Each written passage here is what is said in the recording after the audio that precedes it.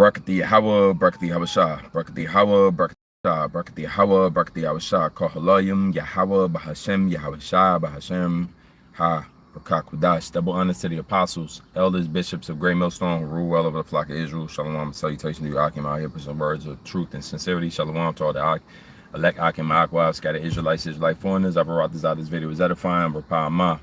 Shalom. All right.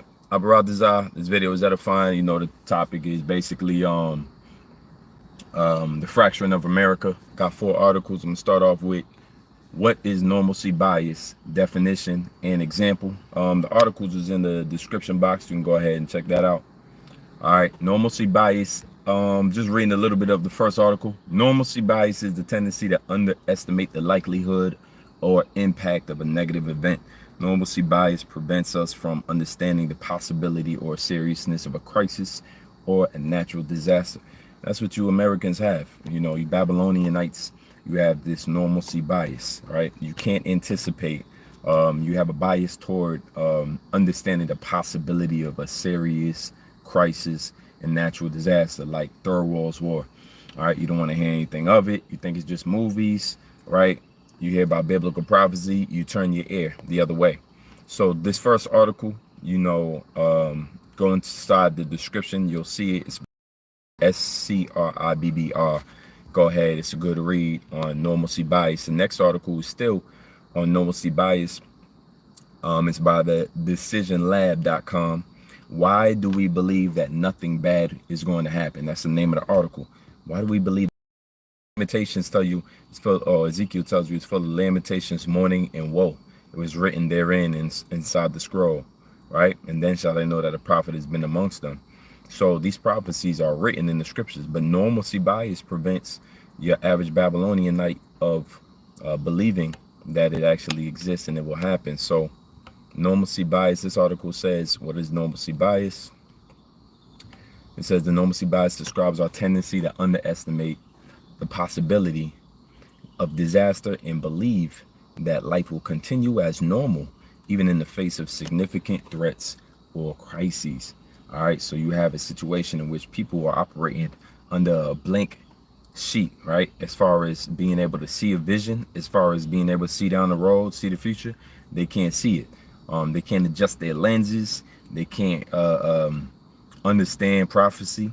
They underestimate any possibility of disaster, and you underestimate, right? You mentally create an estimation of what's going to happen, what's the cost, right?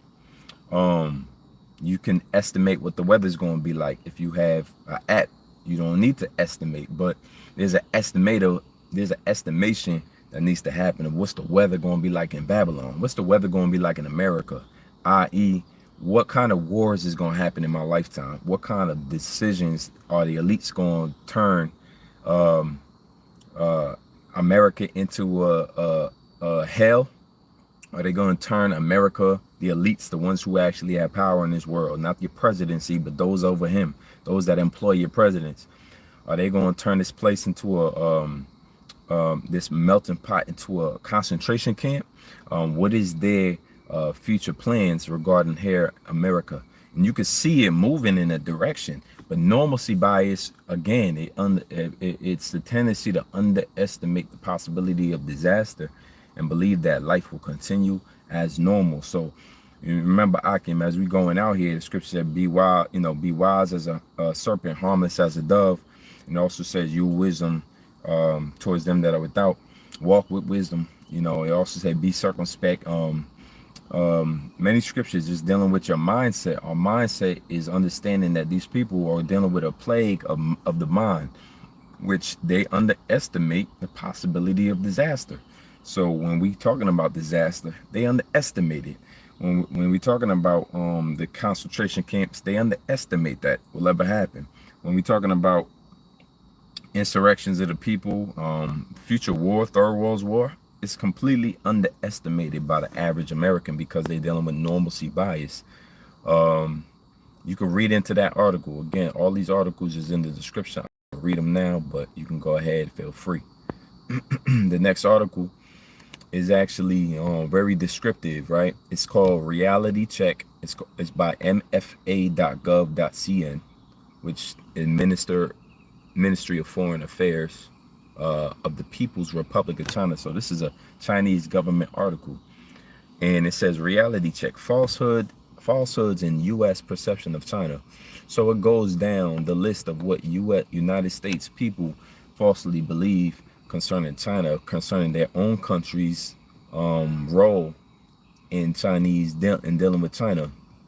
And it just uncovers a lot, man. For instance, it says, since the end of World War II, the United States has either launched or participated in many wars overseas, including the Korean War, the Vietnam War, the Afghan War, the Iraq War. Those wars cause extreme, severe civilian casualties and property losses and lead to colossal humanitarian disasters. Since 2001, U.S. wars and military operations in the name of counterterrorism have killed more than 900,000 people, about 335,000 of whom were civilians, injured millions, and displaced tens of millions. So the Chinese do their research on U.S., and that's exactly what's coming out in this article, man. You know, this is why the Rockefeller senator, I forget his name, he mentioned that, you know, the worst thing they could have possibly done was make the internet, create the internet, because now you could just research the negative, you know, the truths, that America is basically a weaponized state against all other nations. It's a police state. It says the Chinese wrote, the U.S. habitually puts its domestic law above the international law and selectively applies international rules as it sees fit. Since the 1980s, the U.S. had once withdrawn from 17 international organizations and treaties. Right? They don't tell you that in the U.S. history. They don't tell you that on U.S. TV. These are just things that we're not allowed to know about U.S. And they're all being revealed because the scriptures tell you, how shall the things of Esau be searched out? All right, and day unto day. So you have the prophets here now. And we don't have normalcy bias. We don't operate in a space where everything's going to be the same. We know for sure that things are going to change drastically. We know that for sure, that all hell is going to break loose. We know these things for sure. It says, including the United Nations Human Rights Council, the World Health Organization, WHO. It says the United States Education, Scientific, and the Cultural Organizations, UNESCO, in the Paris Agreement, the Joint Comprehensive Plan of Action. These are all the treaties that the U.S. Withdrew from since the 1980s. So little did you know, the U.S., all these treaties signed, the U.S. is pulling out of them. Why? Because they plan that the Lord is operating and opening the space for war. You see, the scriptures in Ecclesiastes, the 3rd chapter, says there's a time for and season for everything under the sun. Time for peace and a time for war. A time for love and a time for hate. We operating now in that space. Why else would U.S. withdraw from treaties? These are peaceful treaties. The UN Human Rights Treaty, what was the purpose of withdrawing from that? The World Health Organization, or the United Nations Education, Scientific and Cultural Organization, what was the purpose of withdrawing from that? It also talks about the Joint Comprehensive Plan of Action, the Arms Trade Treaty, ATT. Why did the U.S. withdraw from the Arms Trade Treaty? The Intermediate Range Nuclear Force, INF. Why did the U.S. withdraw from that? The Treaty on Open Skies. Why has the U.S. withdrawn from all of these? Why? Because the Most High is ushering in his imminent destruction of the U.S., which is also known as Babylon. All right, and the system, as operated, does not want you to know that. They benefited off you remaining stupid and remaining ignorant on this subject concerning the U.S. going to Third World War. As we speak, setting up the parameters of a Third World War over there in Europe, on the eastern front of Ukraine and Russia, over there in Taiwan, we're dealing with China, and over there in, of course, the state of Israel, and what's known as the Valley of Jehoshaphat, Most High's decision. All right, Most High's judgment. So these things is pure, these things is true, and these things is coming to pass, and all these other nations know about it. Read that 3rd article, or maybe the 2nd article I put up by .gov.cn. Last article I'll bring out, of course, this is dealing with the fracturing of America. Last article says Polarization, which means poles. Poles means, you know, you got one side and you got another side, right? Which causes a balance, but you got two different, it's also division. All right. It says polarization, democracy, and political violence in the United States, what the research says. I'm not going to read that article. It says what can be done about polarization in the United States, reviewing a decade of research and reveals unexpected findings. All right. So the U.S. is divided. That's what we know about that. All right. So let's get some precepts and scriptures. I'm going to close it out. All right. This is the book of Numbers 24 and 18. It says, and Edom shall be a possession. Also, Seir also shall be a possession for his enemies, and Israel shall do valiantly. All right. So as the prophecy describes, Edom will be possessed. The nation of Edom are you so-called white people. Our people, Israelites, we've been in captivity. We've had to succumb to being possessed by you. Possessed means you're a slave. All right. So if the prophecy states that Edom will be possession, that means he has to fall out of his rulership, right? And now Deuteronomy 30:7 says, and the Lord thy power will put all these curses upon thine enemies and on them that hate thee, which persecute thee. So the Most High has decided to change the outcome of America or Esau's rule by having Yahushua, his son, his heir to the throne, come back and destroy Esau, Edom.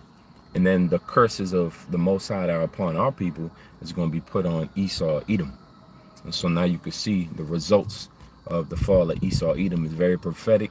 It's dealing with the time we in now. Jeremiah 28:8 says, the prophets that have been before me and before thee of old, both prophesied against many countries and against great kingdoms of war and of evil and of pestilence. So the downfall of America is transcribed in the scriptures. It's for us to know. It's for us to understand this time. Everything is about season. Everything is about time. Well, what time we in? We're living in the time of the end. We're living in the time of the Most High's judgment. We're living in the time of Third World War. We're living in the time of great kingdoms of war. All right? That's being prophesied against. The Most High is set up, designated and appointed times in which these societies and systems and pits will fall. And so the kingdom of Israel can be risen up again. All right? The coming destruction of America is going to happen by armies and nations who the scriptures call the beast turning against the whore. The whore is America in the book of Revelations. You know, 18 on down, it talks about America's destruction. 17 chapter. Ezekiel 38:4 says, and I will turn thee back and put hooks into thy jaws. It's talking about Gog and Magog, which is modern day Russia. All right, the Prince of Meshach and Tubal, modern day Russians.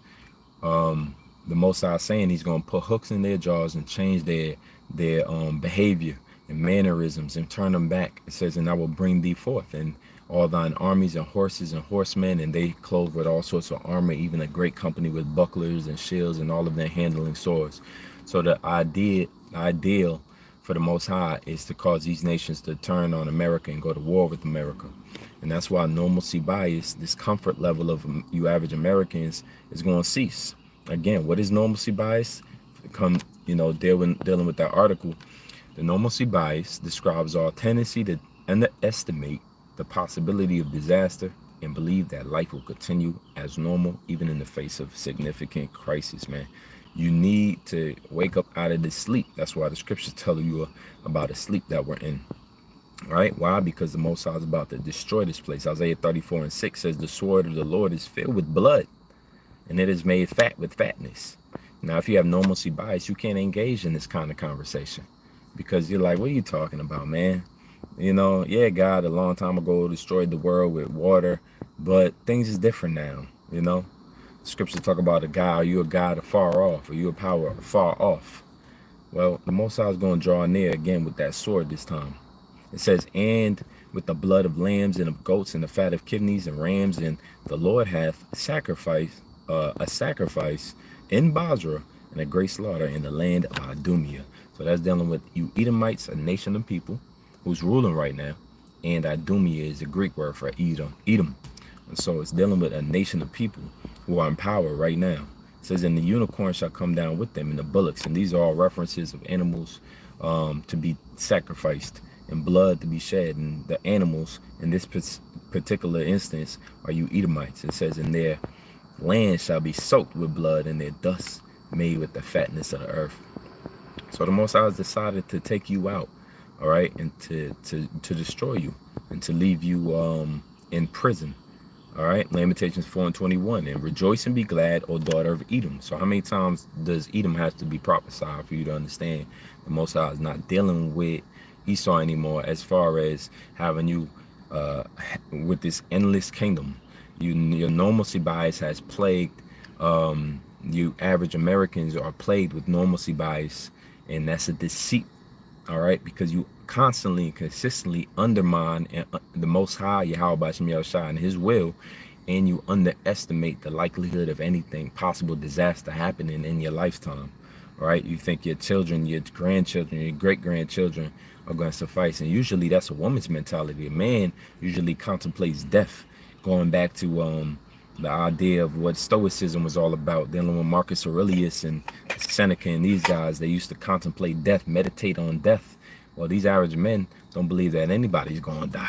These average men don't consider these ways. Rejoice and be glad, O daughter of Edom, that dwellest in the land of Uz. All right, it says, the cup also shall pass through unto thee, and thou shalt be drunken, and thou shalt make thyself naked.